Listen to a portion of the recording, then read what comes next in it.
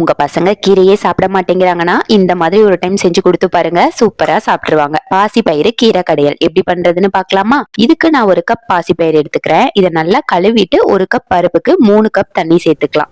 இது கூடவே 3 பல் பூண்டு, 2 தக்காளி பழம், 1/2 ஸ்பூன் மஞ்சத்தூள், கொஞ்சமா விளக்கெண்ணெய் சேர்த்து 5 விசில் வச்சு எடுத்துக்கலாம். இது வேகிற டைம்ல நான் பாலக்கீரையை நல்லா கழுவிட்டு கட் பண்ணி வச்சுக்கிறேன். விசில் வந்து பிரஷர் போனதும் ஓபன் பண்ணிட்டு அதே குக்கர்ல கீரையை போட்டு கலந்து விட்டு மறுபடியும் ஒரு விசில் மட்டும் வச்சு எடுத்துக்கலாம். பிரஷர் போனதும் மத்து வச்சு நல்லா கடைஞ்சிட்டு தாளிச்சுக்கலாம். தாளிக்க ஒரு பேன்ல எண்ணெய் ஊத்தி கடுகு பொரிஞ்சதும் பெருங்காயம், கொஞ்சமா சீரகம் சேர்த்து சின்ன வெங்காயம், காரத்துக்கு ஏத்த மாதிரி பச்சை மிளகாய், கருவேப்பிலை போட்டு தாளிச்சுட்டு வேக வச்சிருக்கிற பருப்பு கீரையை இதுல கொட்டிக்கலாம். ரொம்ப கெட்டியா இருந்தா கொஞ்சமா தண்ணி ஊத்தி தேவையான அளவு உப்பு சேர்த்துட்டு ஒரு கொதி வந்ததும் ஆஃப் பண்ணிக்கலாம். அவ்வளவுதான். இது இட்லி, தோசை, சப்பாத்தி, ரைஸ்னு எல்லாத்துக்குமே சூப்பரா இருக்கும்.